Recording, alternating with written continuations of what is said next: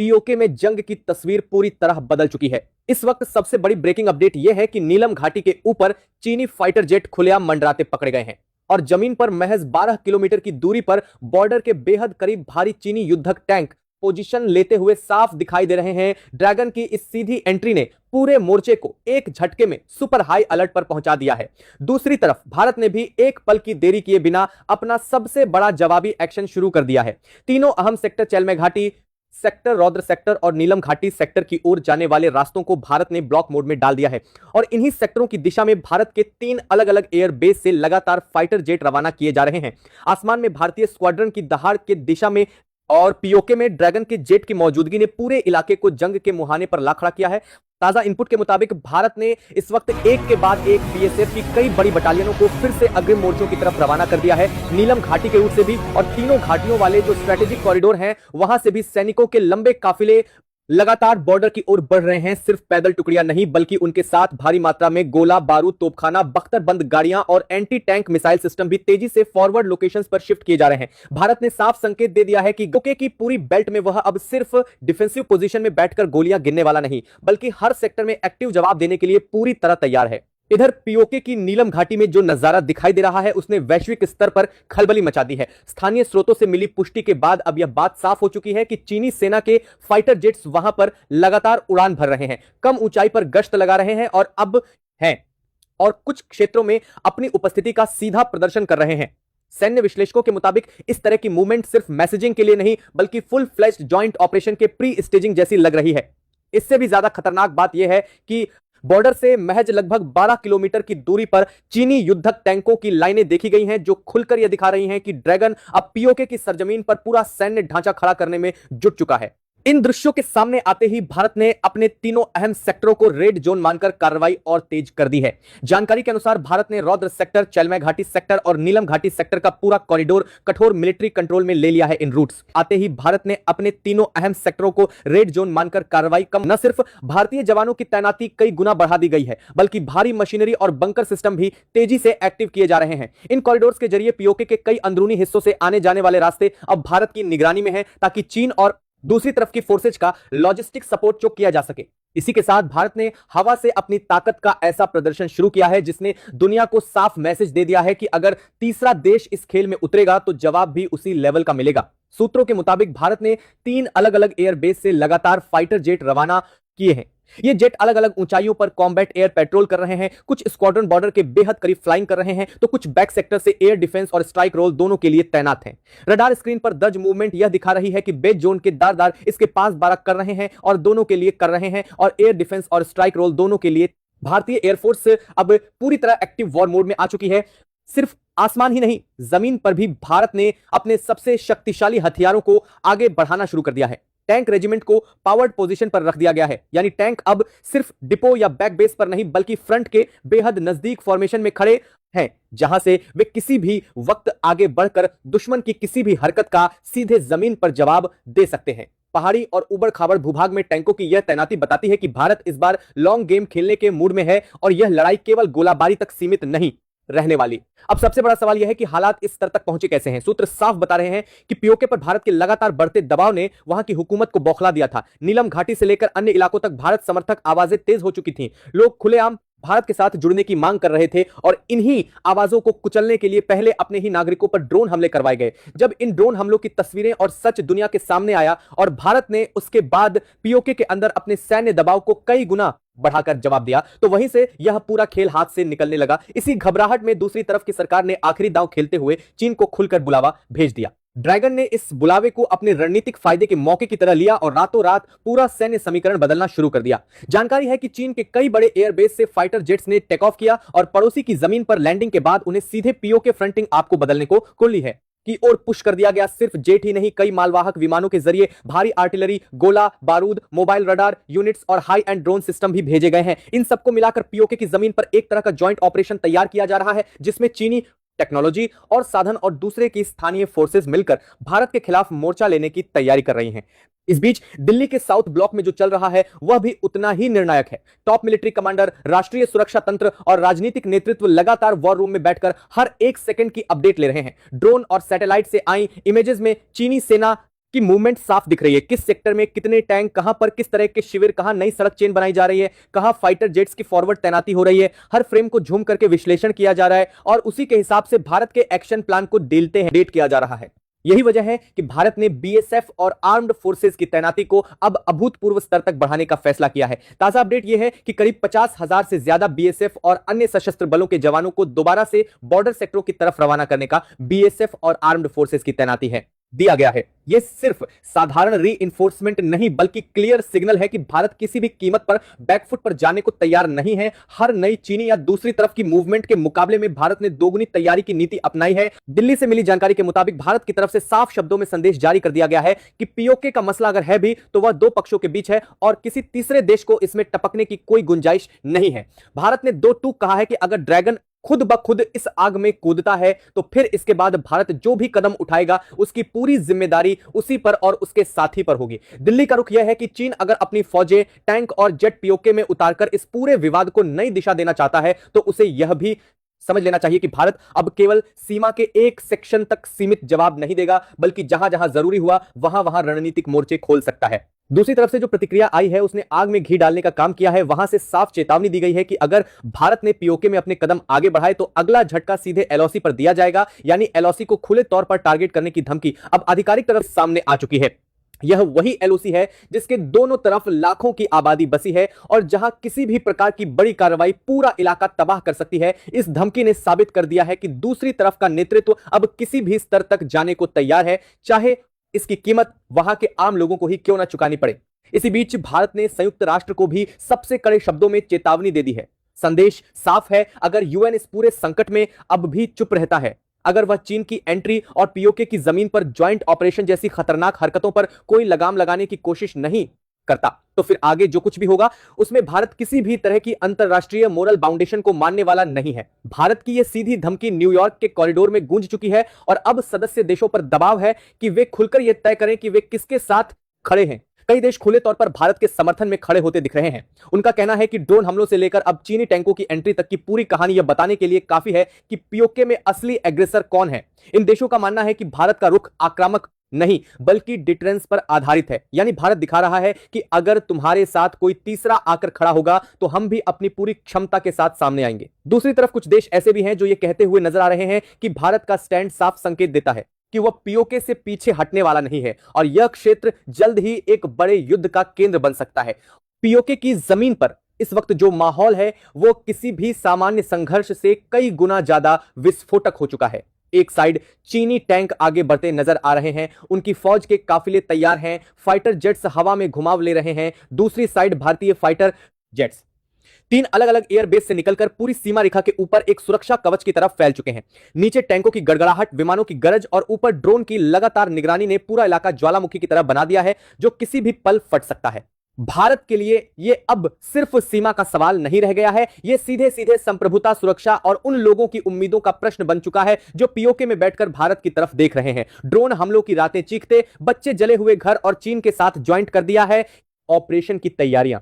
इन सबके बीच अगर भारत चुप बैठा रहे तो उसे खुद अपनी जनता को जवाब देना मुश्किल हो जाएगा। इसलिए दिल्ली में यह तय माना जा रहा है कि अब हर अगला कदम पहले से और सख्त और स्पष्ट होगा। जैसे जैसे मिनट और घंटे बीत रहे हैं, साउथ ब्लॉक के वॉर रूम से निकलने वाले आदेश लगातार फ्रंट तक पहुंच रहे हैं। नई पोजीशन, नई तैनाती, नई सर्वेलेंस टास्क, नई स्ट्राइक विंडो तय की जा रही है। उधर पीओके की वादियों में लोग सर उठाकर आसमान देख रहे हैं। को एक तरफ उन्हें ड्रैगन के जेट दिखते हैं, दूसरी तरफ भारत के जेट। वे समझ रहे हैं कि यह सिर्फ दो देशों का टकराव नहीं बल्कि आने वाली पीढ़ियों की किस्मत का फैसला करने वाला टकराव बन चुका है।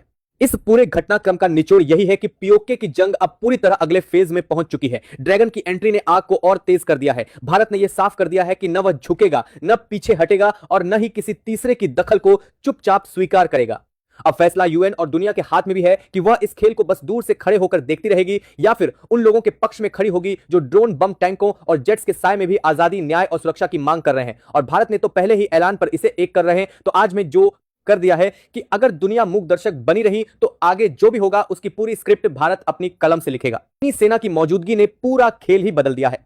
ताजा इनपुट्स बताते हैं कि पीओके के कई अहम सेक्टरों में पहली बार खुलेआम चीनी फौजियों को देखा गया है। उनके काफिले, उनकी यूनिफॉर्म, उनके वाहन और कुछ जगहों पर उनके टेंट तक कैमरे में कैद किए गए हैं। जो चीन अब तक पर्दे के पीछे से सलाहकार एक्सरसाइज और ज्वाइंट ट्रेनिंग जैसी बातों के जरिए अपनी दखल को छुपा रहा था, अब वही चीन खुलेआम पीओके की जमीन पर उतर चुका है। चीनी सैनिकों की मौजूदगी की खबर जैसे ही भारतीय सुरक्षा एजेंसियों तक पहुंची, वैसे ही दिल्ली से लेकर सीमा के हर मोर्चे पर अलर्ट का लेवल और ऊपर कर दिया गया। देर रात ही भारत ने अपने एक्शन को और ज्यादा भयानक और ज्यादा तेज कर दिया। यह कोई साधारण रिस्पांस नहीं था, बल्कि एक मैसेज था। अगर अब दो दो फौजें पीओके की जमीन से भारत को घेरने की कोशिश करेंगी, तो भारत भी 2 कदम आगे बढ़कर जमीन से, हवा से और टेक्नोलॉजी से जवाब देगा। इसी के तहत भारत ने बीएसएफ की एक नहीं बल्कि कई बड़ी बटालियन को पीओके की दिशा में रवाना कर दिया है। नीलम घाटी वाले रूट से भी और 3 घाटियों वाले रूट से भी दोनों तरफ से भारी मात्रा में टुकड़ियां, साजो सामान, गोला बारूद, बख्तरबंद गाड़ियां, मोर्टार, हैंडहेल्ड मिसाइल और लॉजिस्टिक सपोर्ट तेजी से सीमा की तरफ बढ़ रहे हैं। नीलम घाटी, जो कुछ ही दिनों पहले तक भारत की सबसे बड़ी रणनीतिक जीत की निशानी बनी हुई थी, अब और बड़ा मोर्चा बन चुकी है। 3 घाटियां जिन पर भारत ने अपना मजबूत नियंत्रण बना लिया था, अब उन तीनों रास्तों को फुल स्केल मिलिट्री कॉरिडोर की तरह तैयार किया जा रहा है। इन रूट से न सिर्फ बीएसएफ बल्कि आर्मी की अग्रिम टुकड़ियां भी लगातार फॉरवर्ड लोकेशनों की तरफ मूव कर रही हैं। खबरें यह भी आ रही हैं कि कुछ इलाकों में अस्थायी एयर स्ट्रिप और एडवांस्ड हेलीपैड भी सक्रिय कर दिए गए हैं, ताकि जरूरत पड़ने पर हेलीकॉप्टर, ड्रोन और ट्रांसपोर्ट एयरक्राफ्ट भी फटाफट वहां सप्लाई पहुंचा सकें। इसी बीच जैसे ही चीनी सेना के पीओके में उतरने की बात आधिकारिक तौर पर सामने आई, पड़ोसी मुल्क के तेवर अचानक बदल गए हैं। जो कल तक हर मंच पर सिर्फ बयानबाजी तक सीमित था, आज वही अब खुलेआम भारत को धमकियां दे रहा है। सबसे चौंकाने वाला बयान सामने आया है वहां के आर्मी चीफ जनरल मुनीर की तरफ से, जिन्होंने सीधे सीधे यह तक कह डाला कि भारत उनसे जीत नहीं सकता और अगर युद्ध की स्थिति आई तो वे परमाणु बम के इस्तेमाल से भी पीछे नहीं हटेंगे। ये शब्द सिर्फ एक बयान नहीं बल्कि एक खतरनाक दिमाग की झलक है, जो ये समझने को तैयार ही नहीं कि परमाणु हथियार कोई खिलौना नहीं बल्कि पूरे क्षेत्र के विनाश का नाम है। जनरल मुनीर के इस बयान ने पूरी दुनिया के रणनीतिक हलकों को हिलाकर रख दिया है। न्यूज रूम से लेकर डिप्लोमेटिक गलियारों तक एक ही चर्चा, क्या वाकई पीओके की लड़ाई अब उस मोड़ पर आ चुकी है जहां परमाणु धमकी जैसे कार्ड खुलेआम मेज पर फेंके जा रहे हैं। लेकिन भारत ने इस बयान को भी उसी तेवर से लिया जिसका वह हकदार था, संयमित गुस्से और सख्त संकल्प के साथ। भारत ने साफ कर दिया है कि ऐसी धमकियां न तो पहली बार सुनी जा रही हैं, न ही वे नई हैं और न ही इनसे भारत के फैसले बदलने वाले हैं। उल्टा इस तरह की बातों ने भारत को और ज्यादा सतर्क और तैयार कर दिया है। जनरल मुनीर की धमकी के चंद घंटों के भीतर ही एलओसी के लगभग पूरे आर्क पर हाई अलर्ट घोषित कर दिया गया। फॉरवर्ड पोस्टों पर अतिरिक्त जवान तैनात किए गए, निगरानी बढ़ाई गई, night vision device, thermal imager और सर्विलांस ड्रोन लगातार निगरानी कर रहे हैं। जिन सेक्टरों में पहले स्थानीय स्तर की तनातनी थी, अब वहां भारी हथियारों की तैनाती भी साफ दिखने लगी है। वहीं भारतीय सेना के टैंक, आर्टिलरी, गन और रॉकेट रेजिमेंट भी अपने अपने अलाइंड सेक्टरों में एक्टिव मोड पर पहुंच गए हैं, ताकि किसी भी किस्म की हरकत का जवाब तुरंत और कई गुना ताकत से दिया जा सके। भारत ने सिर्फ जमीन पर ही नहीं बल्कि आसमान में भी अपनी ताकत का सिक्का और चमका दिया है। जम्मू कश्मीर, लद्दाख और उत्तर भारत के कई एयरबेस पर हाई मोमेंट दर्ज की गई है।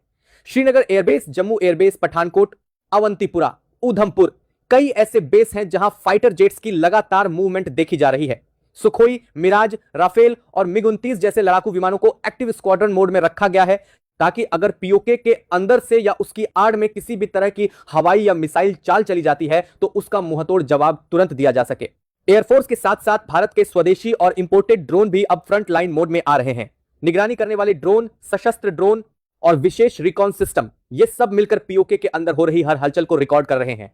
कौन सी सड़क पर ट्रूप मूवमेंट बढ़ी, कहां नए टेंट लगे, किस इलाके में चीनी वाहन दिखे, किन ऊंचाइयों पर नए रडार या मिसाइल सिस्टम लगाए गए, इन सब का डेटा रियल टाइम में भारत के कंट्रोल रूम्स तक पहुंच रहा है। यानी अब दुश्मन सोचकर भी नहीं समझ सकता कि उसकी कौन सी चाल किस लेंस में, किस एंगल से और किस डेटा लॉग में कैद हो रही है। इधर भारत ने एक बहुत अहम कूटनीतिक बात भी साफ साफ दुनिया के सामने रख दी है। दिल्ली का संदेश है कि अगर पीओके को लेकर कोई विवाद है तो वह 2 पक्षों के बीच है और 2 ही पक्षों के बीच रहना चाहिए। भारत की नजर में यह सीधा सीधा भारत और पड़ोसी मुल्क के बीच का मुद्दा है। ऐसे में तीसरे देश की, चाहे वह कितना भी बड़ा या ताकतवर क्यों ना हो, दखलंदाजी न तो स्वीकार्य है, न जरूरी, न वैध। भारत ने साफ कहा है कि पीओके के मामले में चीन का गेटकीपर या गारंटर के रूप में उभरना इस पूरे कॉन्फ्लिक्ट को जानबूझकर भड़काने की कोशिश है। अगर चीन इस मुद्दे में कदम डालकर खुद को पक्ष बनाता है तो भारत भी उसे उसी तरह से देखेगा, एक सीधा सीधा विरोधी जिसके खिलाफ अब सिर्फ बयान ही नहीं बल्कि जमीनी स्तर पर, सैन्य स्तर पर भी तैयारी रखना अनिवार्य होगा। भारत ने चेतावनी दी है कि अगर चीन पीओके की जमीन पर अपनी फौज और हथियार उतारकर इसे अपना नया रणनीतिक मैदान बनाना चाहता है तो उसे यह भी समझ लेना चाहिए कि भारत सिर्फ सीमा बंद करके नहीं बैठेगा। दिल्ली की ओर से संकेत साफ है, अगर जरूरत पड़ी तो भारत इस पूरे मोर्चे को कई फ्रंट पर खोल सकता है। केवल पीओके की वादियां ही नहीं बल्कि लद्दाख से लेकर अरुणाचल तक, समुद्र से लेकर पहाड़ तक, हर दिशा में भारत अपना जवाब देने की क्षमता रखता है। पीओके के लोग इस वक्त सबसे ज्यादा खौफ और उम्मीद के बीच झूलते हुए दिख रहे हैं।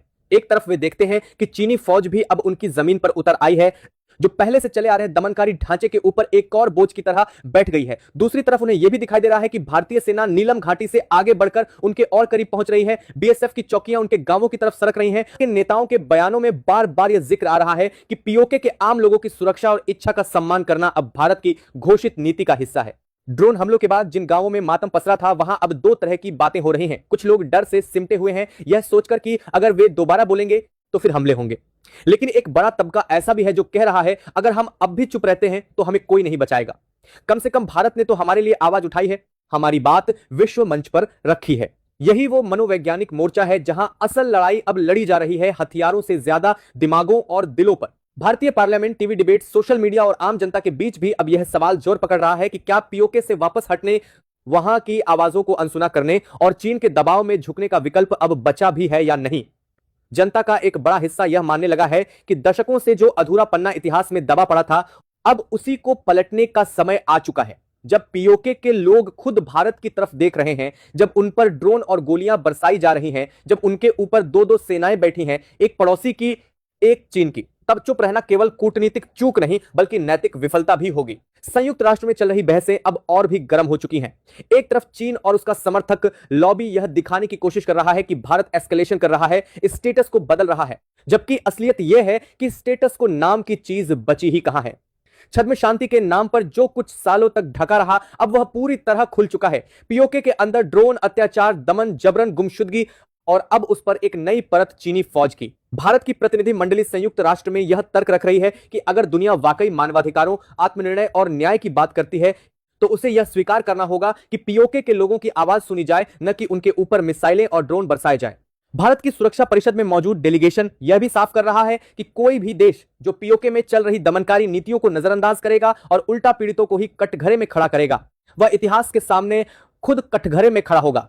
इधर कई देशों के अंदरूनी थिंक टैंक भी चेतावनी दे रहे हैं कि अगर पीओके में अभी कुछ नहीं किया गया, अगर वहां के कश्मीरियों की असली मांगों पर ध्यान नहीं दिया गया, तो यह इलाका आने वाले सालों में सिर्फ भारत पड़ोसी का मसला नहीं रहेगा, बल्कि एक अंतरराष्ट्रीय ज्वालामुखी बन जाएगा। धरती पर चल रही इस जंग का एक और चेहरा है साइबर और प्रोपेगेंडा वॉर। चीन और उसके साथी लगातार सोशल मीडिया और इंटरनेशनल प्लेटफॉर्म पर यह दिखाने की कोशिश कर रहे हैं कि पीओके में जो कुछ हो रहा है वह सिर्फ आतंकवाद विरोधी ऑपरेशन है, घरेलू मसला है, जबकि उसी वक्त वहां से भागकर निकले या किसी तरह अपनी आवाज बाहर तक पहुंचाने वाले लोग चिल्ला चिल्लाकर बता रहे हैं कि निशाना आतंकवादी नहीं और आतंकवादी दोनों में आम नागरिक हैं, जो बस इतना चाह रहे हैं कि उन्हें भी इंसान की तरह जीने दिया जाए। भारत ने इस साइबर वॉर के खिलाफ भी अपना मोर्चा संभाल लिया है। ग्राउंड रिपोर्ट, सैटेलाइट इमेज, नागरिकों के ऑडियो वीडियो बयान और इंटरनेशनल जर्नलिस्ट्स के जरिए भारतीय पक्ष यह दिखाने की कोशिश कर रहा है कि सच्चाई क्या है। कई स्वतंत्र मीडिया हाउस और ह्यूमन राइट्स संगठनों ने भी छिप छिपाकर मिली तस्वीरों और इनपुट्स के जरिए यह साबित करना शुरू कर दिया है कि पीओके के अंदर जो आग लगी है वह सिर्फ सीमा के एक तरफ की गलती नहीं, बल्कि दशकों की नाकाम नीतियों और ताजा ड्रोन हमलों की देन है। जमीन पर लौटें तो एलओसी इस समय शायद पिछले कई दशकों में सबसे ज्यादा विस्फोटक स्थिति में पहुंच चुकी है। Firing, mortar, rocket, sniper shot, सब कुछ एक साथ चल रहा है। कुछ सेक्टरों में तो हालत ऐसी है कि रातें लगभग दिन की तरह रोशन हो चुकी हैं, गोलियों, गोले और फ्लेयर्स की रोशनी में। लेकिन इस सबके बीच भारतीय जवान अपने मोर्चे पर डटे हुए हैं, यह जानते हुए कि यह सिर्फ सीमा की रक्षा की लड़ाई नहीं, बल्कि उन लोगों के लिए लड़ाई है जो उस पार बैठे भारत को आखिरी उम्मीद की तरह देख रहे हैं। भारत ने यह भी साफ कर दिया है कि अगर पीओके की धरती पर उतरकर दो दो फौजें भारत को चारों तरफ से घेरने की कोशिश करेंगी, तो भारत केवल डिफेंसिव नहीं रहेगा। जवाबी एक्शन का मतलब यह होगा कि दुश्मन को वही चोट लगे जहां उसे सबसे ज्यादा दर्द हो, चाहे वो उनके रणनीतिक ठिकाने हो, उनके सप्लाई रूट हो, उनके हाई वैल्यू टारगेट हो या उनके सामरिक प्रतिष्ठान। भारत अब यह हिसाब किताब उसी भाषा में करेगा जो वे समझते हैं। आने वाले कुछ दिन और हफ्ते इस पूरे क्षेत्र के लिए निर्णायक साबित हो सकते हैं।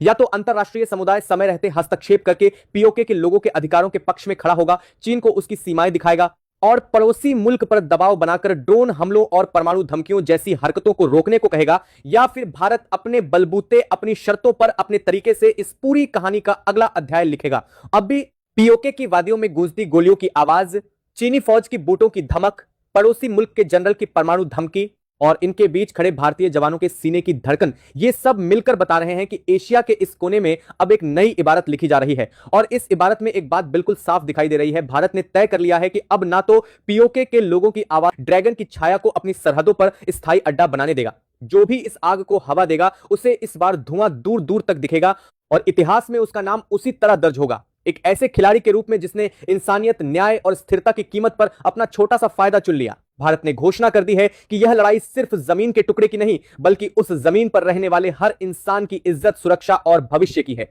और ऐसी लड़ाइयां इतिहास ने बार बार दिखाया है, सिर्फ हथियारों से नहीं, हौसले से जीती जाती हैं। आज पीओके की ओर बढ़ते हर भारतीय कदम के पीछे वही हौसला खड़ा है, जिसे अब न ड्रोन डरा सकते हैं, न धमकी, न किसी तीसरे देश की चाल। यहां के लोगों में खौफ और गुस्सा दोनों एक साथ फूट पड़ा है। इसी के साथ भारत ने अपने पत्ते खुलकर खेलने शुरू कर दिए। देर रात से ही भारत ने पीओके के अंदर अपने बड़े एक्शन तेज कर दिए। नीलम घाटी, जो कुछ ही दिन पहले तक सबसे बड़ा फोकस थी, अब भारत की नई स्ट्रेटेजी का सिर्फ शुरुआती पॉइंट बनकर रह गई। सुरक्षा सूत्रों के मुताबिक भारत ने अब नीलम घाटी से भी करीब 130 किलोमीटर आगे तक अपने ऑपरेशंस को बढ़ा दिया है। इसका मतलब साफ है, भारत अब सिर्फ बॉर्डर के किनारे किनारे नहीं है चल रहा, बल्कि पीओके की गहराई तक कई अहम ठिकानों को अपने नियंत्रण क्षेत्र में ले रहा है। ऐसे ऐसे इलाकों पर पकड़ बनाई जा रही है जो अब तक आतंक के ठिकाने, लॉजिस्टिक हब या स्ट्रेटेजिक पोस्ट के तौर पर इस्तेमाल होते रहे। जो जगहें कभी भारत के खिलाफ षड्यंत्र का अड्डा थीं, अब वहां भारतीय फोर्सेस के बूटों की थाप और तिरंगे की छाया दिख रही है। भारत ने यह साफ संदेश दे दिया है कि अगर पीओके के कश्मीरी, जो अब तक डर के साए में जीते थे, हिम्मत जुटाकर भारत के समर्थन में आवाज उठा रहे हैं और उन पर ड्रोन से हमले किए जाते हैं, तो यह सिर्फ आंतरिक मसला नहीं, बल्कि साफ साफ मानवाधिकारों पर हमला है। भारत ने दो टूक कह दिया है कि अगर संयुक्त राष्ट्र इन कश्मीरियों पर हो रहे अत्याचार, इन ड्रोन हमलों और इनकी चीखों पर चुप बैठा रहता है, या फिर पीओके के भारत समर्थक लोगों के खिलाफ कोई भी कड़ी कार्रवाई को मंजूरी देता है, तो भारत इसका सीधा और करारा पलटवार करेगा। भारत ने साफ कर दिया है कि पीओके में मौजूदा कश्मीरियों की सुरक्षा, उनकी इच्छा और उनकी आजादी को कुचलने की किसी भी कोशिश को अब चुपचाप नहीं झेला जाएगा। इसी संदेश के साथ भारत ने सिर्फ पीओके के अंदर नहीं, बल्कि एलओसी पर भी अपना सबसे बड़ा सैन्य जवाब शुरू कर दिया है। सैन्य सूत्रों के हवाले से खबरें हैं कि भारत ने एलओसी के आर पार करीब 50 से 55 ठिकानों को निशाना बनाते हुए अब तक भीषण कार्रवाई की है। यह कोई रूटीन शेलिंग नहीं, बल्कि चुने हुए ठिकानों पर प्रिसाइज स्ट्राइक हैं। वे बंकर, वे लॉन्च पैड, वे सप्लाई पॉइंट और वे कंट्रोल सेंटर, जहां से पीओके के अंदर ड्रोन ऑपरेशन, आर्टिलरी सपोर्ट और आतंकी मूवमेंट को कंट्रोल किया जाता था। यह भी बताया जा रहा है कि कई ऐसे ठिकाने जिन्हें अब तक कभी न छूने वाला सुरक्षित जोन माना जाता था, उन्हें भी इस बार भारतीय तोपों और मिसाइलों ने सीधा निशाना बनाया। सीमा के उस पार हड़कंप की सबसे बड़ी वजह भी यही है। भारत ने स्पष्ट कर दिया है कि यह किसी एक रात की रिएक्शनरी गोलाबारी नहीं, बल्कि एक लगातार चलने वाला सैन्य अभियान है जो तब तक रुकेगा नहीं जब तक पीओके के आम लोगों को यह एहसास न हो जाए कि दिल्ली उनके साथ खड़ी है और जो लोग उनके ऊपर ड्रोन बम बरसा रहे हैं वे अब कहीं भी सुरक्षित नहीं है। पीओके के मैदानों से लेकर उसके पहाड़ों तक अब एक नई चर्चा चल रही है। लोग कह रहे हैं कि जो ताकत अपने ही नागरिकों पर ड्रोन चलाए, वो किस मुंह से खुद को रक्षक कह सकती है। और जिस भारत को दशकों तक दुश्मन साबित करने की कोशिश की गई, वही आज उनके लिए एकमात्र उम्मीद की किरण बनकर सामने खड़ा है। यह नैरेटिव शिफ्ट ही है जिसने पड़ोसी सत्ता को पागलपन की हद तक विचलित कर दिया है। इसी बीच पूरी दुनिया की नजरों के सामने अब एक और बड़ा चेहरा साफ साफ उजागर हो चुका है, चीन। अभी तक जो कुछ पर्दे के पीछे से चल रहा था, अब वह खुलेआम सामने आ गया है। पहले चीन ने भारत को धमकाते हुए कहा कि अगर भारत ने जरा सा भी पीओके की तरफ आगे बढ़ने की कोशिश की या इस इलाके को कब्जे में लेने की दिशा में कदम बढ़ाया, तो वह कड़ी कार्रवाई करेगा। लेकिन अब हालात इस मोड़ पर पहुंच गए हैं कि खुलेआम माना जा रहा है इस पूरे खेल का असली मास्टरमाइंड, असली दिमाग, असली प्लानर कोई और नहीं बल्कि चीन है। भारत के इंटेलिजेंस इनपुट्स और डिप्लोमेटिक चैनलों से मिली सूचनाएं बताती हैं कि पीओके के अंदर क्या, कौन सा कदम कब उठाया जाए, कैसे संयुक्त राष्ट्र में क्या बोला जाए, किस तरह भारत को घेरने की कोशिश की जाए, इन सबके पीछे बीजिंग की साजिशी लैब से निकला ब्लूप्रिंट काम कर रहा है। यही नहीं, चीन ने अब अपनी मिलिट्री कैपेबिलिटीज, अपने ड्रोन नेटवर्क, अपने सर्विलांस सिस्टम और अपनी फोर्सेस को भी पीओके के अंदर एक्टिवेट कर दिया है। खबरें यह भी हैं कि चीन ने वहां अपने कुछ कैडेट्स और कई आधिकारिक सलाहकारों को भेजा है जो लोकल फोर्सेज के साथ मिलकर ज्वाइंट ऑपरेशन संभाल रहे हैं। चीन ने साफ घोषणा कर दी है कि पीओके के अंदर वह पड़ोसी हुकूमत के साथ मिलकर सबसे बड़ी एक्सरसाइज शुरू करने जा रहा है। इसे नाम दिया गया है एक्सरसाइज, लेकिन जमीनी हकीकत में यह सीधे सीधे भारत के लिए खतरे की घंटी की तरह दिख रही है। यह महज मिलिट्री ड्रिल नहीं, बल्कि वही इलाका है जहां से भारत को मैसेज दिया जा रहा है, अगर तुम आगे बढ़ोगे तो हम मिलकर सामने आएंगे। चीन की तरफ से कुछ ठिकानों पर नए बेस, नए कैंप, नई तैनाती और नई तकनीकी व्यवस्था की खबरें भी आ रही हैं, जो इस पूरे इलाके को एक संभावित मल्टी फ्रंट फ्लैश पॉइंट में बदलने लगी हैं। भारत ने इन सबको बहुत ध्यान से नोट किया है और उसका जवाब भी उतना ही साफ, उतना ही सीधा दिया है। दिल्ली ने कह दिया है कि अब आधे अधूरे बयान और कूटनीतिक घुमाव का वक्त निकल चुका है, अब सीधी कार्रवाई होगी साफ साफ संदेशों के साथ। भारत ने अपनी आर्म्ड फोर्सेज के साथ साथ एयरफोर्स और अपने खुद के ड्रोन स्ट्राइक सिस्टम को भी फुल अलर्ट पर डाल दिया है। एयर बेस पर फाइटर जेट्स न सिर्फ तैयार खड़े हैं बल्कि कई सेक्टरों में एयर पेट्रोलिंग और रिकॉनेसेंस मिशन भी बढ़ा दिए गए हैं। एयर डिफेंस सिस्टम्स को ऐसे मोड पर रखा गया है कि दुश्मन की तरफ से आने वाले किसी भी ड्रोन, मिसाइल या हवाई हमले को बीच आसमान में ही गिराया जा सके। भारत अपने ही ड्रोन प्रोग्राम को भी एक्टिव मोड पर ला चुका है, यानी अगर पीओके के अंदर या एलओसी के इर्द गिर्द कहीं से भी नई हलचल होती है तो उसका जवाब जमीन से भी आएगा और आसमान से भी। इधर बीएसएफ को लेकर जो सबसे बड़ी अपडेट सामने आई है वह यह है कि तीनों घाटियों के इर्द गिर्द लगभग 120 किलोमीटर का जो पूरा का पूरा दायरा है उस पर अब भारत ने अपनी मजबूत पकड़ जमा दी है। इस पूरे बेल्ट में बीएसएफ की टुकड़ियों ने न सिर्फ चौकियां बना ली हैं बल्कि क्लोज बॉर्डर गश्त से आगे बढ़कर अंदर की तरफ भी कई स्ट्रेटेजिक पोजीशन पर कब्जा कर लिया गया है। इसका सीधा सा मतलब है पीओके के अंदर सीमा से सटे बड़े हिस्से पर भारत अब निगरानी भर नहीं बल्कि एक्टिव कंट्रोल की दिशा में बढ़ चुका है। यह वही जोन है जहां से कभी रॉकेट हमले होते थे, घुसपैठिए भेजे जाते थे और आतंकी कैंप चलते थे, लेकिन आज वहीं से तिरंगा दिख रहा है और भारतीय जवानों की आवाजाही हो रही है। जो ड्रोन हमले पीओके के अपने लोगों पर किए गए, उन्होंने एक और बड़ा मोर्चा खोल दिया है, इंसानियत और मानवाधिकार का मोर्चा। वहां की तस्वीरें और वीडियो बताते हैं कि जिन इलाकों में भारत समर्थन की आवाज तेज थी वहीं पर डर और दहशत फैलाने के लिए हमला किया गया। घरों की छतें उड़ी, बाजारों में भगदड़ मची, बच्चों की चीखें सुनाई दी और जो लोग भारत के समर्थन में बोल रहे थे उन्हें खुलेआम निशाना बनाया गया। भारत ने इस पूरे घटनाक्रम को सीधे संयुक्त राष्ट्र के सामने रख दिया है। दिल्ली का संदेश बिल्कुल स्पष्ट है, अगर मानवाधिकारों की बात सिर्फ कागजों पर, रिपोर्टों में और भाषणों में ही होनी है और जब असली जिंदगी में किसी के अपने ही नागरिकों पर ड्रोन बरसाए जाते हैं तब भी संयुक्त राष्ट्र चुप बैठा रहता है, तो फिर ऐसे मंच के अस्तित्व पर ही सवाल उठेंगे। भारत ने साफ चेतावनी दी है कि पीओके के कश्मीरी जो अब अपने भविष्य और अपनी आजादी को लेकर भारत की तरफ देख रहे हैं, अगर उन पर फिर कोई संगठित सरकार प्रायोजित हिंसा हुई और संयुक्त राष्ट्र ने उस पर आंखें मूंद ली तो भारत इस पूरे सिस्टम को चुनौती देने में हिचकेगा नहीं। भारत अब यह भी कह रहा है कि पीओके में जो लोग लंबे समय से भारत में शामिल होने की मांग कर रहे हैं वे सिर्फ नारे नहीं बल्कि अपने अधिकार की लड़ाई लड़ रहे हैं। इनकी आवाज को अंतरराष्ट्रीय मंच पर दबाने, उन्हें विद्रोही या आतंकी कहकर बदनाम करने और उन पर ड्रोन व गोलियों से हमला करने की किसी भी साजिश को भारत स्वीकार नहीं करेगा। दिल्ली की तरफ से यह साफ संदेश दिया जा रहा है, पीओके के लोगों पर किसी भी नई कार्रवाई का मतलब होगा भारत के धैर्य की सीमा को लांघना, और जब धैर्य टूटता है तो फिर भारत का जवाब कितना कड़ा हो सकता है इसकी मिसालें दुनिया पहले भी देख चुकी है।